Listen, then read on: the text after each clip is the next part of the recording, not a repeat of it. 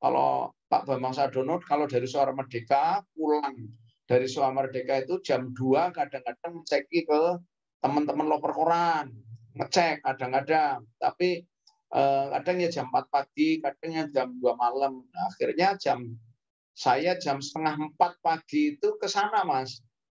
Ke sana saya awalnya sudah ikut loper koran dulu, ikut dulu, Mas. Jadi belum bayaran, ngikut dulu piye carane dadi tukang loper koran. Nah, suatu ketika saya menemui Pak Bambang di lantai 2 kalau nggak salah itu, Mas, di rumahnya yang Hanilo itu di lantai 2 saya memperlihatkan diri saya, memperlihatkan diri saya, terus saya masih natani koran, terus Pak Bambang tanya, loh ini siapa ini? Saya karyawan baru Pak. Namanya siapa? Zainal Abidin. Tinggal di mana di sini? Saya langsung jawab, saya itu kos Pak. Loh aslinya mana? Kebumen Pak. Loh kalau Kebumen, nah terus di sini mau apa? Saya jadi loper koran Pak. Ini saya sudah loper koran. Waktu itu saya sudah ikut loper koran Mas. Di Lintang Agensi juga, cuma baru ketahuan oleh bosnya, namanya Pak Bambang Sadono. Loh, aslinya kemana? Aslinya Kebumen. Di sini apa? Saya kuliah Pak Bambang. Loh kalau kuliah jangan jadi loper koran. Kamu nanti aja bantu saya aja di majalah Beringin waktu itu gitu Mas.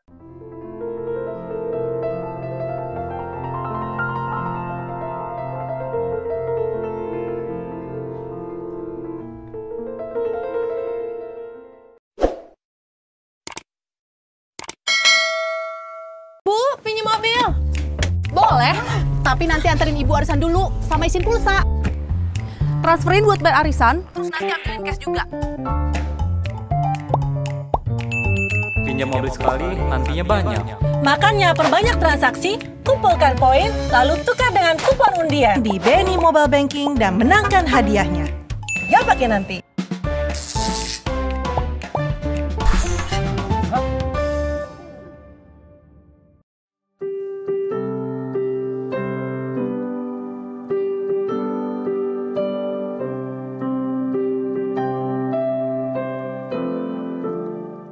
Assalamualaikum warahmatullahi wabarakatuh. Kembali lagi bersama saya Bambang YR Sadono di channel Bangsa TV, di mana pada channel ini kami mencatat prestasi, mendorong kreasi, dan membangun motivasi.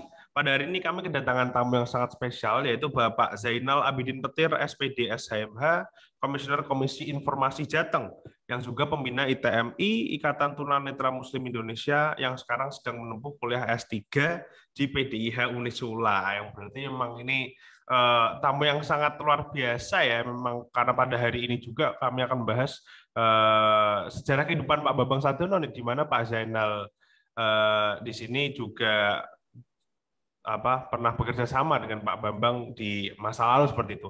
Namun sebelumnya saya tanya ke Pak Zainal terlebih dahulu mungkin ya, Pak. Gimana kabarnya nih Pak? Ya, Assalamualaikum Mas Raja, sehat ya? Alhamdulillah. Saya syukron alhamdulillah sehat Mas. Mungkin langsung saya tanya ke Pak Zainal, mungkin sekarang kegiatannya apa saja nih Pak Mas yang dilakukan? Ya, masih di Komisi Informasi Jawa Tengah ya, lembaga independen milik negara yang di situ fungsinya melakukan pengawasan terhadap eksekutif, legislatif, dan yudikatif supaya anggaran, program kegiatannya, kebijakannya, uangnya juga harus terbuka kepada masyarakat. Itu tugas utama sekarang. Yang kedua, melakukan pendampingan kepada warga miskin, karena kebetulan saya memang aktif di situ ya, warga miskin dan kebijakan publik.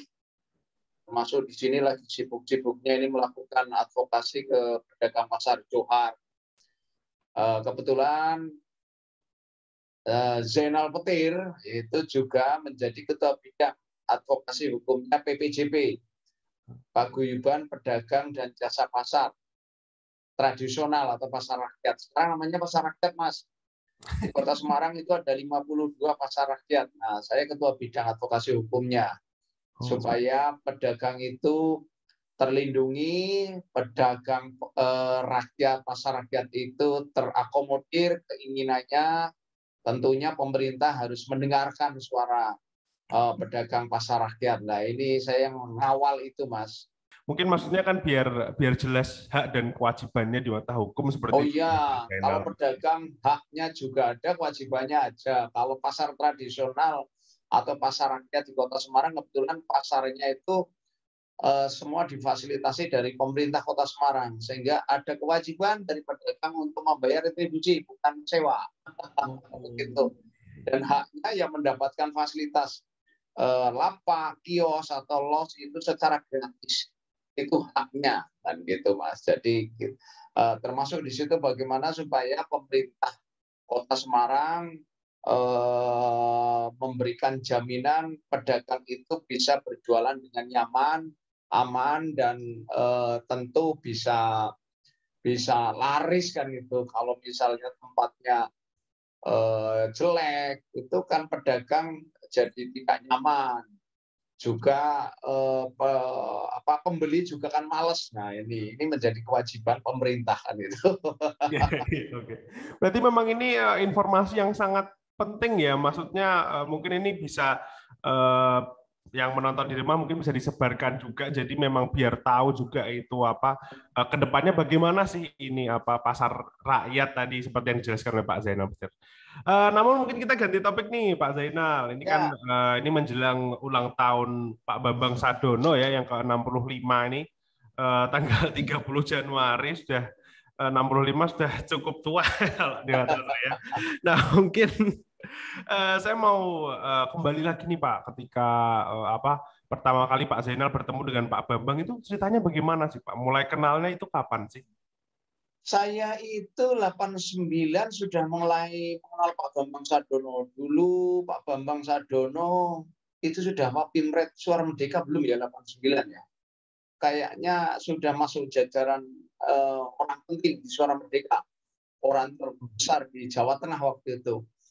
Jadi awalnya begini, saya 89 itu masuk kuliah di IAIN, kalau sekarang UIN Walisongo.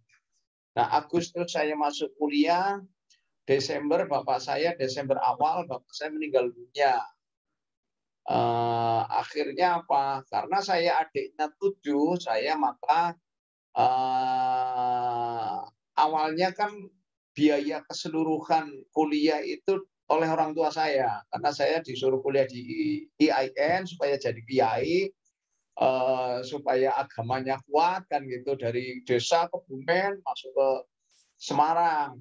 Nah, tapi di awal kuliah itu kok bapak saya meninggal dunia pada Desember itu, di awal Desember. Maka saya kan bingung. Ibu saya sudah memutuskan, kamu pulang saja ke rumah karena adikmu 7 nanti nggak bisa nguliahkan kamu. Nah, prinsip saya ya, waduh, kasihan ibu saya, inginnya supaya saya jadi orang hebat, orang top, bisa menjadi sarjana, kan gitu loh. Tapi kok mendadak saya harus suruh pulang karena nggak kuat biayai. Akhirnya saya mikir, waduh, ini gimana ini supaya bisa kuliahnya lancar. Saya harus meyakinkan kepada orang tua. Maka saya harus mandiri. Akhirnya saya nyampaikan ke orang tua, sudah Bu, nggak usah khawatir, saya akan kuliah nyambi kerja, kan gitu, Mas. Nah, di satu sisi Semarang itu masih asing buat saya. Wong-wong desa yang Semarang lah, Semarang kalau saya melihat dari Kebumen, Semarang itu kan gunung, Mas. Loh, ini gimana ini saya nanti bisa membiayai kuliahnya sendiri? Nah, akhirnya saya melihat kok ada koran tumpuk-tumpuk di jalan, gitu loh. Terus saya ngomong-ngomong dengan yang antri koran, Mas, kalau kerja di sini jam berapa kerjanya? Ya jam 6 pagi sampai jam berapa? Oh, mulainya jam 4 pagi bangun, itu sudah noto-noto koran, nanti jam 6 bisa saja sudah selesai karena harus dibaca. Pembacanya itu jam 6 mereka bangun sudah megang koran. Itu kan koran sangat laris banget, Mas. Nah, terus gajinya berapa? Ya, kalau saya sampai 20-25. Apa? Gaji seperti itu, gaji untuk sebulan atau untuk apa? Ya sebulan. Wah, besar sekali Mas waktu itu Mas. Akhirnya saya tanya-tanya, agen yang bisa menerima karyawan mana ya? Oh itu Lintang Agensi, di mana? Di Krapyak. Yang punya siapa itu? Pak Bambang Sadono, itu orang Suara Merdeka itu, malahan ke sana saja. Akhirnya saya ke waktu itu di Hanilo ya Mas ya. Hanilo, Jalan Hanilo itu di Krapyak itu. Saya datang ke situ, ketemu Mas Pardi. Ketemu Mas Pardi, sama-sama loper koran kan. Mas Pardi juga supir waktu itu ya. Saya kenalan, saya ingin jadi loper koran. Loh, Pak, namanya siapa? Saya Zainal Abidin. Rumah saya aslinya Kebumen. Nah, saya di sana, di sini kos. Ya coba saja. Nanti ketemu bos saya namanya Bambang Sadono, Pak Bambang Sadono, jam berapa biasanya?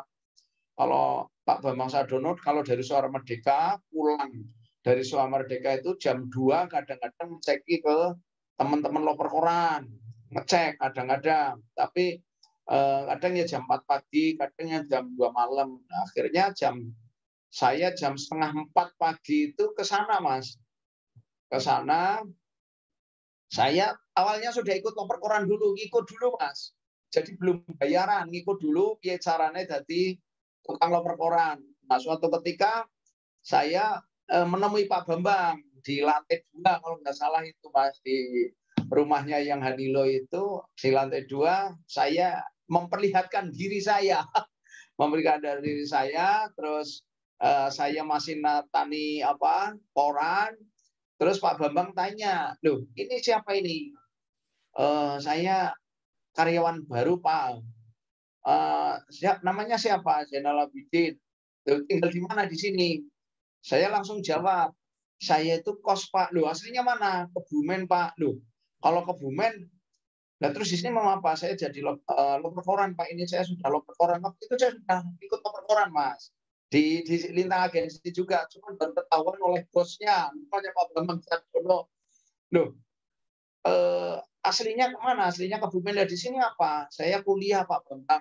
Loh, kalau kuliah jangan jadi loper koran. Kamu nanti aja bantu saya aja di majalah Beringin waktu itu gitu Mas. Tapi sebelumnya saya sudah ngikuti itu. Jadi kan Lintang Agensinya kan ada manajemennya itu ya. Jadi ada yang ngurusi keuangan, ada yang ngurusi tagihan, ada yang ngurusi untuk pendistribusian korannya. Nah, waktu itu saya sudah menjadi karyawannya dulu. Saya ingat saya sudah menjadi karyawannya Lintang Agensi dulu gitu loh. Terus mencoba supaya saya ingin kenal yang pemiliknya, namanya Pak Bambang Sadono, katanya Pak Pimret Suara Merdeka apa waktu itu gitu loh. Akhirnya saya ketemu Pak Bambang itu. Terus dalam proses untuk waktu itu suruh ke majalah Beringin, saya masih tetap loper koran. Berarti memang itu ya, maksudnya prosesnya panjang ya itu. Masa ya, dari loper koran kemudian bertemu dengan Pak Bambang seperti ya, itu. Saya di jalanan dulu, istilahnya nyari-nyari info gitu loh Mas. Di mana Krapyak sebelah pom bensin itu kan dulu pusatnya loper koran itu loh Mas. Nah, saya nongkrong di situ, cara kerjanya bagaimana, oh kayaknya enak, cuman nggak enaknya jam 4 pagi harus sudah bangun, ngelempiti koran, itu kan korannya dilempit gitu Mas. Dikasih tahu itu, sudah ke Pak Bambang Sadono saja, itu malah bosnya, dia agennya besar, Lintang Agensi itu namanya gitu loh.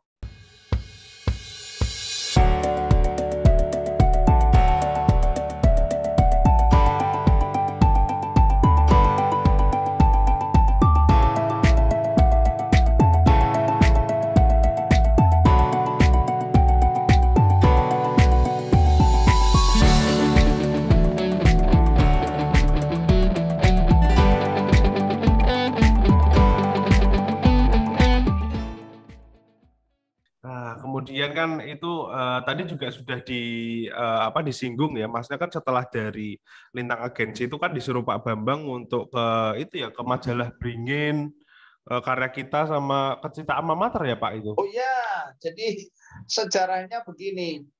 Saya waktu itu dapat gaji 25.000 loh itu di loper koran. Jadi ketika saya jadi loper koran, saya sudah dapat gaji 25.000, tapi alhamdulillah 25.000 itu saya bisa nabung, Mas. Bisa nabung karena kalau saya makan itu kan nasi separuh Rp100. Terus tambah kerupuk. Makan kerupuk 2 itu Rp25 satu. Jadi kan habisnya sehari itu 450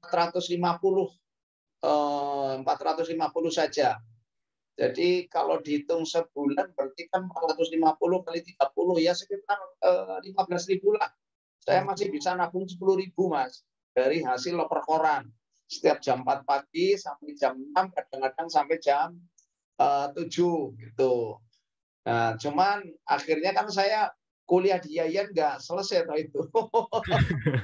Karena harus kadang kuliahnya jam 6, kadang jam setengah 7. Saya yang loper koran belum selesai gitu loh, Mas. Dan jerih payah jadi loper koran asik, Mas. Itu saya punya pengalaman betul ikut Pak Bambang Sadono. Jadi loper koran itu kadang-kadang asik, tapi kadang ya dimaki-maki. Ketika korannya terlambat saya dimaki-maki. Saya orang baru waktu itu diantar Mas didampingi tahu kalau masih baru karena langganannya 10 rumah ya di perumahan Beringin itu kan jauh, Mas. Dan dilala kendaraannya bocor. Nah, buka tembel bannya kan jam 7 baru buka. Nah, kemudian sisanya kan saya antar. Saya dimaki-maki sama bos-bos yang rumahnya bagus-bagus. Saya datang, korannya saya lempar, maksudnya saya taruh di depan rumah, langsung dipanggil. Sini. Ya Pak, kamu kok bisa terlambat korannya? Nggak kayak biasanya, mohon maaf Pak. Ini kamu sudah lama ya? Apa barusan? Saya baru Pak, mohon maaf Pak. Seminggu itu Mas. Saya barusan, orang baru sudah pemalas, bukan Pak. Saya banyak bocor. Nggak percaya. Nggak percaya mereka, Mas. Kamu pemalas, karyawan baru sudah pemalas, padahal bocor, Mas. Ya Allah, itu susahnya, Mas.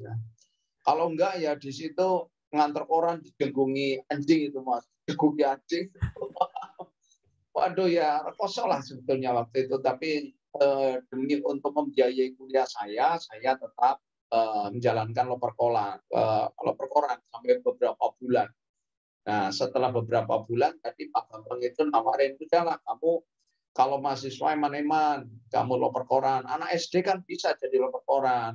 Ya Pak, terus gimana Pak? Sudah, ikut ke majalah Beringin saja. Oke, nanti biar diantar Mas Pardi ke Jalan Kiai Saleh. Oh siap Pak Bambang. Akhirnya ke majalah Beringin, Mas. Di majalah Beringin itu kan tahun 90-an itu. Saya ikut Pak Bambang tahun 90 awal ya. Itu majalah Beringin kan punya Golkar. Golkar itu masih kuat sekali, punya Orde Baru ya, rezimnya Orde Baru kuat sekali. Nah, terus saya minta ngadep Pak Bambang di majalah Beringin. Saya disuruh nyari iklan, Mas. Iklannya majalah Beringin. Loh Pak Bambang, saya ingin jadi wartawannya. Ya kenapa ingin jadi wartawan? Kalau wartawan kan bisa wawancara bupati, wali kota, gubernur. Kalau loper koran kan nggak bisa, Pak, nggak bisa nembus ketemu pejabat-pejabat. Nggak usah, kamu nggak usah kepikiran kayak gitu. Kamu masih muda, harus kaya dulu. Kalau masalah ketemu pejabat gampang, kalau sudah kaya itu gampang. Tetapi saya pengen Pak, berkali-kali sudah, kamu gini aja. Pertimbangkan dulu aja. Kamu masih muda, harus kaya duluan. Jangan mikir kamu pengen tenar, kamu pengen kenal pejabat, nggak usah kepikiran itu. Jadi dimotivasi Pak Bambang seperti itu terus. Jadi nggak boleh jadi wartawan. Kalau wartawan itu kan cuma kenal-kenal saja, tapi nggak kaya nanti. Pak Bambang Sadono kan wartawan kaya, karangan itu. Tapi saya nggak boleh jadi wartawan waktu itu. Tapi ya benar juga, alhamdulillah Mas, karena di majalah Beringin itu tanda tangannya waktu itu Insinyur Sukoharjo, Ketua DPRD Jawa Tengah, yang otomatis dia Ketua DPD Golkar. Waktu itu di zamannya Orde Baru kan, kalau Ketua DPD Golkar otomatis Ketua DPRD. Nah, jadi tanda tangan permohonan untuk minta iklan itu ke perusahaan, ke pemerintahan, ke BUMN, BUMD, kontraktor-kontraktor, semuanya. Itu yang tanda tanya ini Insinyur Sukoharjo, kemudian Pak Ali Pandoyo setelah Pak Insinyur Sukoharjo ya. Memang betul mencari iklan itu gampang, Mas. Ibaratnya itu apa ya? Itu geni apa ya, Mas? Saya manfaatkan betul itu, dan alhamdulillah saya sampaikan ketika saya bujangan itu saya punya uang sekitar 200-250 juta. Masih bujangan loh, Mas. Karena mendapatkan iklan dari Citra Alma Mater, perusahaannya Pak Bambang Sadono, penerbitan dan pembuatan buku-buku itu. Kemudian saya juga membantu iklannya PWI, karena kebetulan Pak Bambang Sadono ke PWI Jawa Tengah, kalau salah itu. Terus kemudian saya membantu buku-bukunya, buku panduan UMPTN Pak Bambang Sadono. Izin nom wis duit akeh, Mas. Tapi saya waktu itu nggak saya perlihatkan. Numpak sepeda motornya sepeda motor jelek itu, Mas. Saya tabung untuk biaya dari saya. Wah, berarti ya sangat sangat luar biasa ya. Maksudnya tadi tuh agak kaget saya, Pak Bambang kok bilangnya kayak dulu. Ya, betul. Ini luar biasa, Pak Bambang memberikan motivasi kepada saya. Ternyata ketika punya uang banyak itu hatinya tenang, Mas. Tenang, Mas. Betul. Dan orang-orang yang dulu jadi milih wartawan di majalah Beringin, ternyata mohon maaf ya, tidak se-happy saya sekarang. Dan saya tuh selalu dimotivasi, kamu harus berani, kamu harus membuat terobosan ketika mau ketemu rektor, ketemu pimpinan perusahaan, kamu pokoknya harus berani, jangan malu-malu. Bahwa surat permohonan ini dari penguasa, kamu harus berani roboh itu. Kalau teman-teman mungkin nggak terbiasa, Mas. Alhamdulillah saya sudah dididik oleh Pak Bambang. Pak Bambang Sadono kalau didik itu keras sekali. Kalau yang kuat ya jadi seperti saya. Tapi kalau enggak ya melepot tenan, Mas. Takut luar biasa itu. Disiplin banget. Karena Pak Bambang itu bisa membaca peluang dan menggunakan momen, ya, momennya apa, dia bisa mengambil momen, menerjemahkan, kemudian dimanfaatkan itu. Itu kelebihannya Pak Bambang di situ. Jadi wartawan kaya raya ya Pak Bambang Sadono. Ya, tapi ini nih Mas Zainal, masa kan setelah itu kan lanjut ya, itu kalau nggak salah ke Suara Karya terlebih dahulu ya, di Jakarta ya?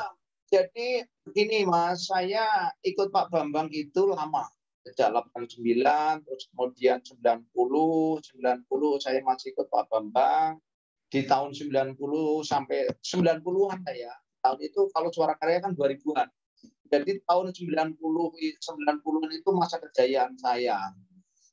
Masa kejayaan saya, misalnya saya kan ikut Citra Alma Mater. Citra Alma Mater itu CV, yang bergerak dalam bidang penerbitan buku panduan UMPTN, ya Mas. Kalau buku panduan UMPTN itu iklannya, jadi Pak Bambang itu memang menurut saya orang yang kreatif ya. Jadi membuat buku panduan UMPTN yang di dalam buku itu bukunya isinya petunjuk bagaimana cara kiat-kiat untuk masuk perguruan tinggi. Ada pembahasan soal-soal untuk masuk UMPTN, dulu UMPTN namanya. Nah, di balik soal-soal pembahasan cara masuk ke perguruan tinggi negeri, itu di situ saya menawarkan, suruh Pak Bambang menawarkan iklan. Jadi perguruan tinggi swasta itu menjadi targetnya. Jadi saya diajari Pak Bambang gini, ini buku panduan UMPTN ini nanti akan disebar seluruh perguruan tinggi negeri seluruh Indonesia. Kemudian perguruan tinggi swasta, kemudian SMA maupun kalau dulu SMEA apa SMK ya, SMA dan SMK lah punya, SMA, SMK seluruh Jawa Tengah. Jadi buku ini akan dibaca oleh mahasiswa lulusan SMA dan SMK ya, atau SMK ya kalau nggak salah ya, SMK. Ini kalau pasang iklan di sini otomatis perguruan tinggi Bapak nanti akan terbaca, akan menjadi pilihan ketika tidak masuk di perguruan tinggi negeri. Akhirnya banyak perguruan tinggi swasta yang masuk mau masang iklan di situ, Mas. Dan itu keuntungannya luar biasa. Pak Bambang Sarjono untungnya banyak. Wong saya aja untungnya banyak, Mas. Itu saya dikasih 30% komisinya. Dulu saya pertama kali dapat komisi tahun 90 awal, Mas. Itu 1 bulan itu saya mendapatkan 350.000, ya 350, 85.000, 85.000 apa 150 ya, kaget Mas. Saya biasanya dapat 25.000 kok sampai 180.000, kaget Mas. Ini dapat apa? Ini komisi kamu. Nah, akhirnya bulan kedua, bulan ketiga saya komisinya kadang-kadang 150.000, Mas, sampai 300.000 sebulan. Terus sampai 1,5 juta, 3 juta, sempat sampai 7 juta, Mas. Itu dari komisi iklan, Mas. Nah, tapi saya hobinya kan nabung. Jadi saya tabung luar biasa. Betul, saya jadi kaya, Mas. Tapi, nah, ini ada cerita unik, Mas. Cerita unik.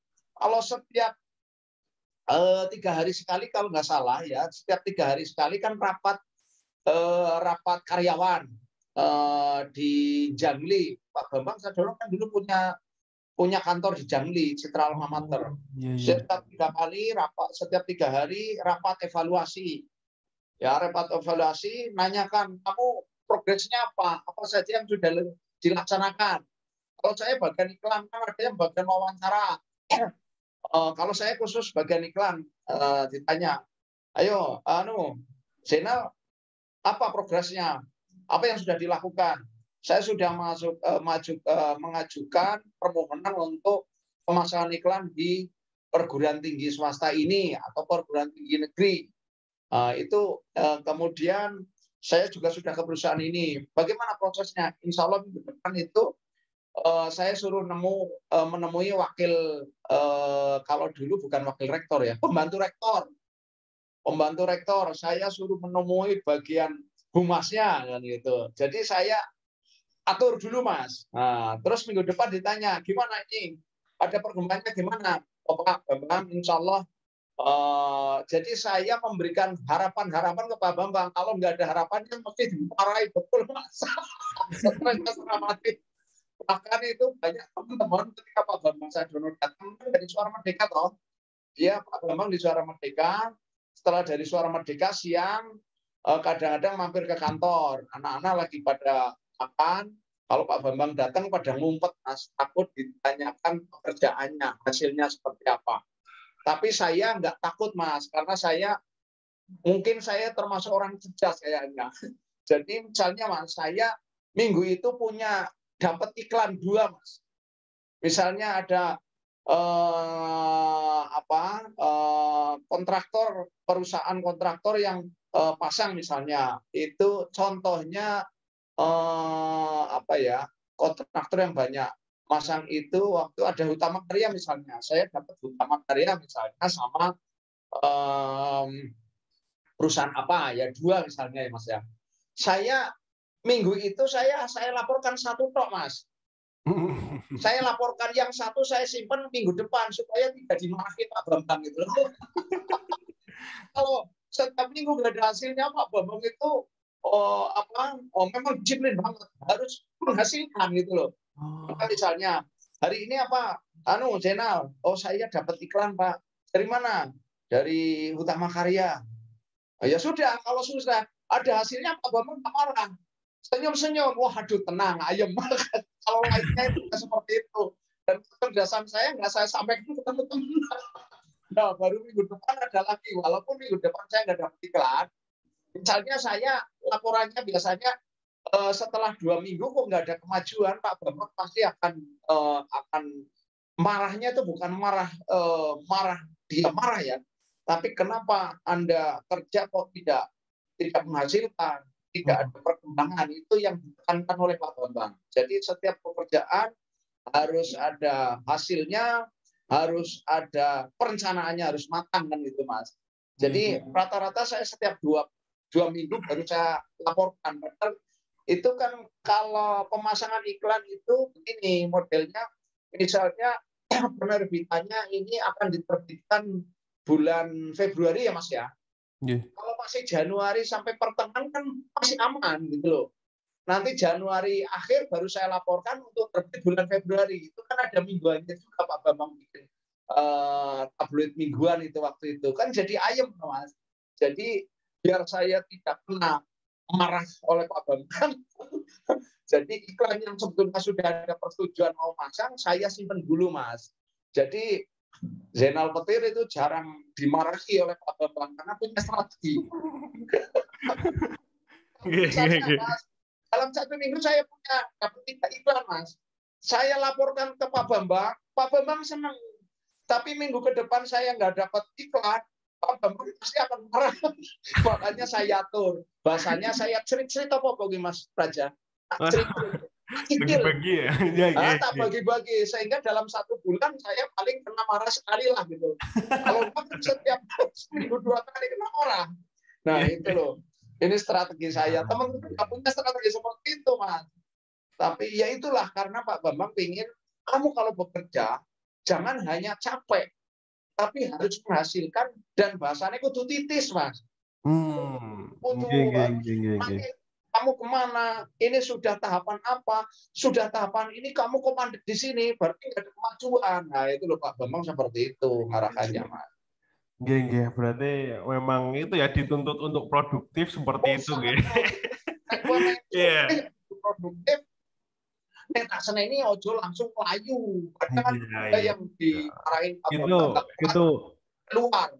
Nanti masuk lagi. Atau mungkin itu sih. Nyari pekerjaan di luar itu nggak dapat terus masuk lagi. Banyak yang kayak gitu Mas. Keluar masuk. Termasuk saya kan keluar masuk Mas. Saya pernah mencoba tahun 92 ya. Mencoba jadi guru ya, guru di SMP Kartini. Terus saya 9 sampai 95 terus keluar lagi ikut Pak Bambang lagi. Terus ikut Pak Bambang terus bikin buku siapa tokoh Jawa Tengah. Mulai iklan juga gampang Mas. Saya dapat puluhan juta itu. Terus macam-macam lah buku yang dibikin oleh Pak Bambang. Jadi ketika Pak Bambang bikin buku putih PWI Jawa Tengah, bukunya tentang HDART, tentang pengurus PWI, anggota PWI, tapi di situ ada iklannya Mas, yang bagian boleh iklan juga aku lebih gampang Mas. Itu apa? Karena apa? Ke perusahaan ngomongnya dari PWI, wah keren itu. Karena bawa proposal gitu. Dan itu dipertanggungjawabkan di bukunya itu ada bukti iklannya yang dipasang ucapan selamat atas pembentukan buku putih PWI kan gitu. Tapi kan saya dapatnya banyak Mas, jadi nah setelah kaya saya sekarang jadi komisi penyiaran, sudah jadi komisi penyiaran, komisi informasi gitu loh. Sudah akhirnya kan terkenal. Benar juga itu ramalan Pak Bambang Sadono.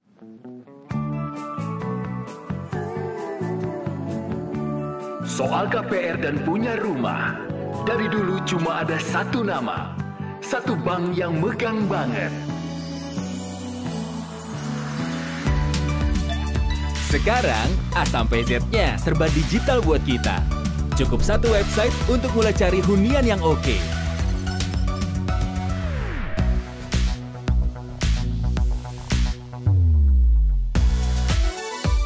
Lagi sesibuk apapun, cukup satu fitur ngajuin KPR online.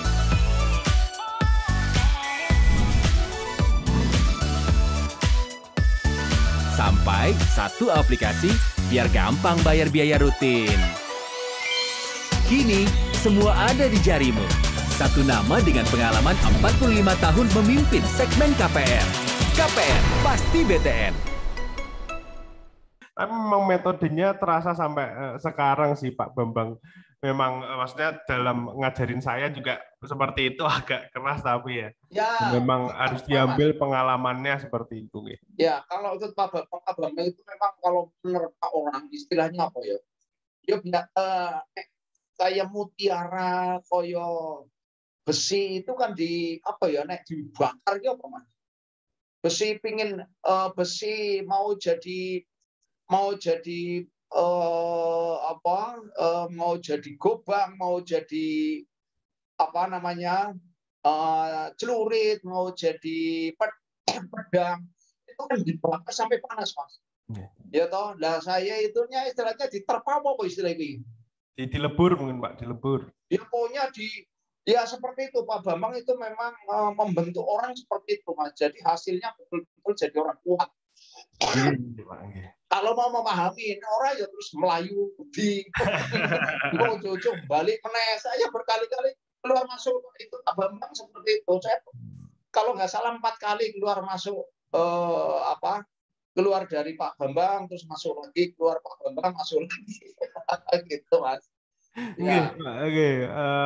Maksudnya setelah periode itu kan ada masa-masa di itu ya, maksudnya di Pak Zainal ikut ke Jakarta juga di Suara Karya, kemudian di Suara Merdeka 2000. Juga ya, di Suara tahun Merdeka.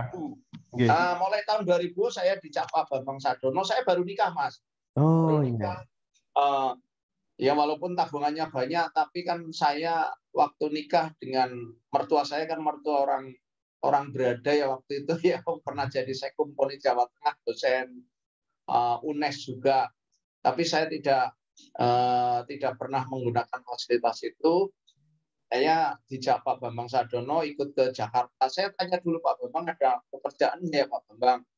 Aduh, ya yo, ada ini ke Jakarta ke Suara Karya ya. Oh siap Pak Bambang, saya ke sana.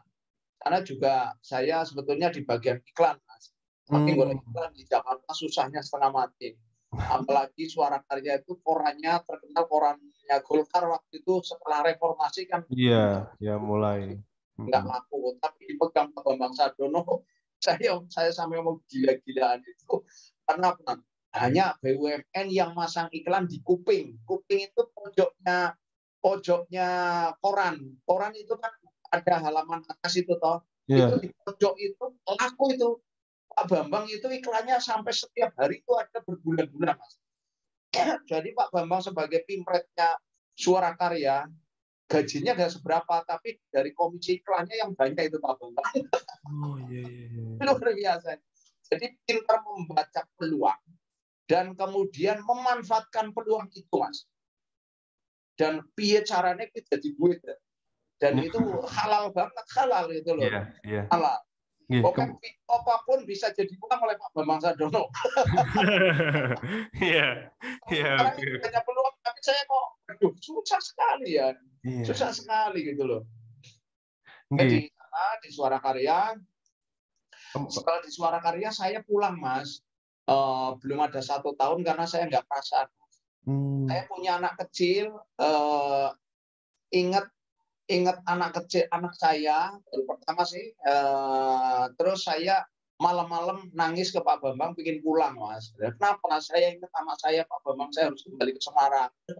Tapi sebelum itu kan saya jadi saya Mas, kalau Jumat sore saya pulang ke Semarang, terus Minggu sore saya kembali ke Jakarta. Kemudian setelah balik ke Semarang itu yang kemudian bergabung dengan Suara Merdeka itu atau bagaimana? Ceritanya panjang Mas. Itu saya di Semarang di media lokal dulu lah. Ketika di media lokal saya selalu komunikasi dengan Pak Bambang. Pak Bambang kalau ada pekerjaan di Jakarta saya ingin lagi ke sana. Ada di mana?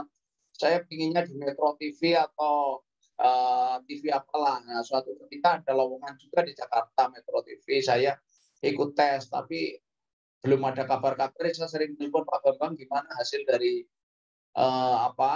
saya tes di sana ya. Oh belum ada kabar. Pak Zainal nanti kalau ada saya kabari. Nah suatu ketika begini, tahun 2003-2004 itu Mas. Itu kan ada pendaftaran BPDRI. calon anggota MPR RI. Iya. Calon anggota MPR RI ya, itu namanya DPD RI. Untuk Jawa Tengah kan 4 calon DPD. Saya daftar dulu, saya ngambil formulir, saya siapkan tim-tim saya kebetulan di situ punya banyak tim ya, ada saya waktu itu kan di GPK, Gerakan Pemuda Aba, teman-teman GPK, ketua GPK-nya, kemudian kiai yang di Kebumen, kiai Daldiri, punya pondok pesantren, dan saya juga waktu di pondok di Raudatul Thalibin juga punya jaringan. Sudah saya siapkan Mas untuk pencalonan DPD RI. Saya sudah ambil formulir, saya persyaratannya sudah saya siapkan. Ujung-ujung Pak Bambang Sadono telepon. Pak Zainal katanya apa? Saya mau mencalonkan menjadi anggota MPR RI Pak Bambang melalui DPD, Dewan Perwakilan Daerah. Oh sudah, kamu sudah daftar Pak Bambang. Formulirnya ada Pak Bambang. Sudah gini aja. Sudah formulir itu nanti untuk pendaftaran Pak Budi Santoso. Budi Santoso mana Pak Bambang? Yang punya Suara Merdeka. Nah terus nanti saya gimana Pak Bambang? Jadi saya nggak bisa nyalonkan DPD RI itu Pak Bambang. Alah, yo paling yo ora dadi. Wong saya punya jaringan Pak Bambang, tapi kan yo butuh tim kampanye, tim sukses, harus mengeluarkan uang banyak untuk operasional tim sukses. Kayaknya saya nggak perlu Pak Bambang, wis ngene wae. Kuwi formulirnya disimpan, nanti saya tak pulang, nanti kita ketemu ya dengan Pak Budi Santoso. Saya pertemukan Pak Budi Santoso itu tertarik dengan calon anggota MPR RI melalui DPD itu. Mana ya Pak? Sudah, wes. Oke, kok sore ketemu ya. Saya ini janjian, Pak Bambang ngomong janjian dengan Hamengkubuwono kalau nggak salah di Ciputra. Iya. Habis maghrib ya, kamu nanti ke rumahnya Pak Budi Santoso. Di mana Pak Bambang? Di Sultan Agung yang pojok itu. Nanti kamu cari aja di sebelah situ. Nanti saya tak telepon, izin Pak Bambang. Setelah itu saya diperkenalkan dengan Pak Budi Santoso di rumahnya Mas.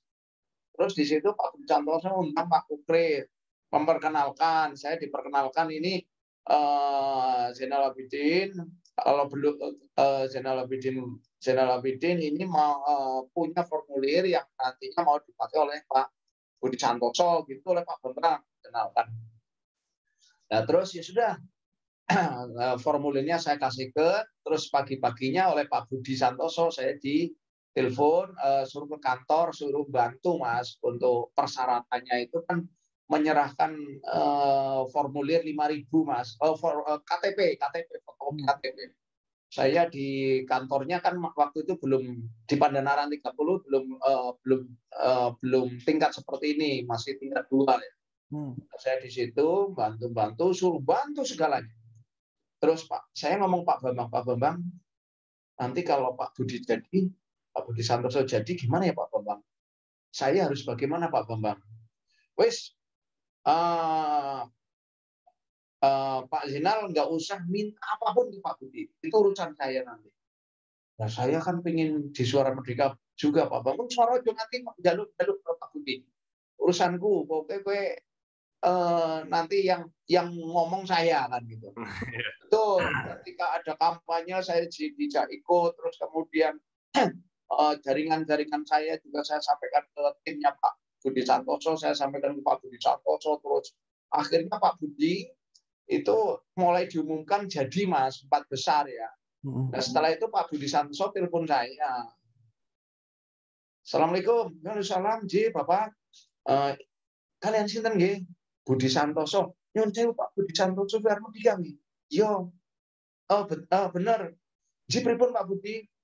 Anu ya, kowe tak jak gabung ning Suara Merdeka piye? Masyaallah ya Allah Pak Budi, saya dengan senang hati saya mau Pak Budi, wong saya sudah daftar di wawasan 3 kalau nggak salah 4 kali aja nggak pernah diterima, kalau langsung di Suara Merdekanya. Wawasan karena koran anak buahnya istilahnya. Iya. Perusahaan cabang. Iya. Nah, kok langsung diterima di Suara Merdeka ya saya dengan senang hati, Mas.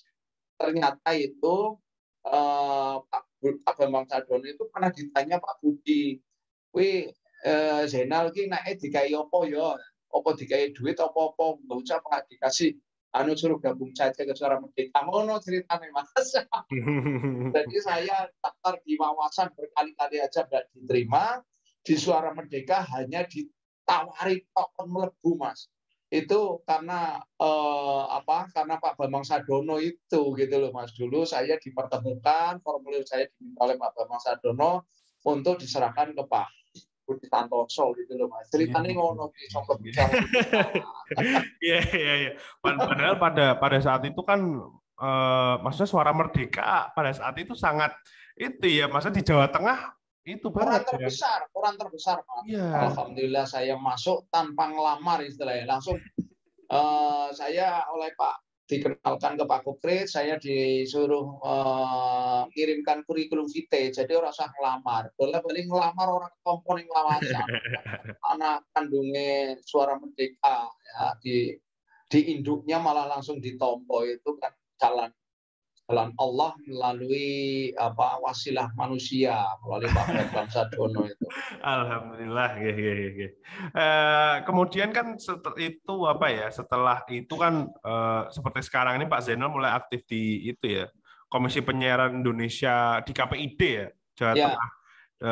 Itu sama KIP Jawa Tengah juga seperti itulah. Itu masih komunikasi dengan Pak Bambang setelah terus setelah di Suara Merdeka itu saya pingin nyalon di KPID Mas. KPID ini apa tuh Dani? Saya belum pernah baca undang-undangnya aja belum pernah Mas. Baca undang-undangnya belum pernah. Saya tertarik di Komisi Penyiaran karena di situ ngawasi siaran radio dan televisi untuk Jawa Tengah, berarti seluruh Jawa Tengah, termasuk siaran-siarannya TV nasional. Jadi saya ingin jadi pejabat Jawa Tengah. Saya cita-citanya seperti itu, Mas. Nah, ketika itu saya sampaikan ke Pak Kukrit dan Pak Kukrit membantu. Nah, ini kan setelah Pak Bambang Sadono mengarahkan supaya membantu saya setelah bisa di Suara Merdeka. Dan ketika di Suara Merdeka, benderanya dhuwur istilahnya Mas. Itu saya sampaikan ke Pak Kukrit. Pak Kukrit saya pengen nyalon KPID, Komisi Penyiaran Indonesia Daerah Jawa Tengah. Nanti tugasnya ngawasi siaran radio televisi termasuk TV nasional di Jawa Tengah. Terus harus apa yang saya lakukan? Ya melalui teman-teman dewan Pak, karena nanti fit and proper testnya yang menentukan adalah anggota dewan begitu. Akhirnya ya Pak Kukrit melalui PDIP. Terus kemudian Pak Bambang Sadono waktu itu melalui Golkar. Jadi dukungan saya kuat sekali, Mas. Itu tahun berapa ya Pak mulai Pak Zainal mau daftar KPID itu? Kalau nggak salah 2007 apa ya? Oh berarti itu Pak Bambang mulai itu ya siap-siap nyalon gubernur kalau nggak salah. Iya. Pak Bambang masih anggota DPR RI apa DPRD provinsi ya? Kalau nggak salah ya. DPR RI. DPR RI ya. Nah, ya DPR RI itu ya. 2007-2008 Mas itu. Jadi waktu itu kekuatan politiknya kuat sekali untuk anggota KPID Jawa Tengah. Karena harus ada dukungan politik Mas. Kalau enggak ya kita lah. Berarti sampai sekarang masih itu ya, masih komunikasinya masih itu. Saya masih komunikasi dengan Pak Bambang Sadono karena itu ya guru saya ya, yang memberikan motivasi kepada saya. Gembleng saya istilahnya. Aku digembleng kenceng banget Mas. Istilahnya ditempa. Jadi saya sekarang sudah terbentuk itu. Keras disiplin. Ngeri pokoknya. Tapi saya alhamdulillah kuat dadine ya pedang sing landhut bahasane ngono Mas. Iya, Pak Zainal, ini kan mungkin udah mulai masuk ke itu ya, maksudnya Pak Bambang kan sekarang sudah akan menganjak usia 65 tahun nih. Setelah sekian lama nih Pak Zainal bekerja sama dengan Pak Bambang, apa sih kesan yang paling didapat? Ya, jadi selamat ulang tahun juga untuk Pak Bambang Sadono yang ke-65, ya masih tegar, masih tegap dan fresh. Cara berpikirnya selalu membaca peluang, selalu memanfaatkan peluang, dan semua peluang itu bisa dijadikan uang, katanya Pak Bambang Sadono, tapi halal gitu. Jadi dia ada peluang, bukan peluang untuk korupsi ya, tapi ada peluang yang bisa dijadikan uang. Itulah kesan yang saya dapat. Dan dia gempeng orang itu memang keras sekali, disiplin Mas, disiplin keras, dan kalau membantu itu ya tidak setengah-setengah. Yang kesan saya terhadap Pak Bambang Sadono. Kemudian ini pertanyaan terakhir nih Pak, maksudnya Bapak kan sekarang sudah masuk ke dunia media sosial ya, terutama di kanal YouTube. Ya. Apa sih harapan ke depannya untuk Pak Bambang nih dari Pak Zainal Abidin Petir? Monggo. Ya karena sekarang dunianya teknologi informasi sangat maju. Ini menjadi media yang tren, media yang sangat dibutuhkan oleh masyarakat. Semoga Pak Bambang Sadono melalui medsos ini, media sosial ini bisa menginspirasi kepada generasi muda, bisa menjadi tauladan anak-anak muda, dan juga tentunya bisa memberikan sumbangsi kepada bangsa. Supaya bangsa ini, NKRI ini kuat, Mas. Itu harus banyak yang memberikan masukan, banyak yang memberikan yang berperan untuk bangsa ini, karena bangsa ini tanpa peran tokoh-tokoh ini nanti akan kehilangan arah gitu. Amin ya rabbal alamin. Semoga harapan yang dipanjatkan juga kembali ke Pak Zainal ya, maksudnya kita jadi mendapatkan keberkahan semua seperti itu. Ya, salam ya untuk Pak Bambang. Semoga masih tetap komitmen untuk selalu mendorong generasi muda yang kuat, disiplin, dan gemblengannya itu yang luar biasa kalau gembleng orang. Jika begitu matur nuwun sudah menyempatkan waktunya Pak Zainal. Semoga apa yang kita bicarakan di sini menjadi manfaat ya. Bagi Pak Zainal, bagi saya, bagi penonton di rumah seperti itu. Sekian dari saya. Wassalamualaikum warahmatullahi wabarakatuh. Waalaikumsalam warahmatullahi wabarakatuh. Saya Bambang YR Sadono, tetap di channel Bangsa TV.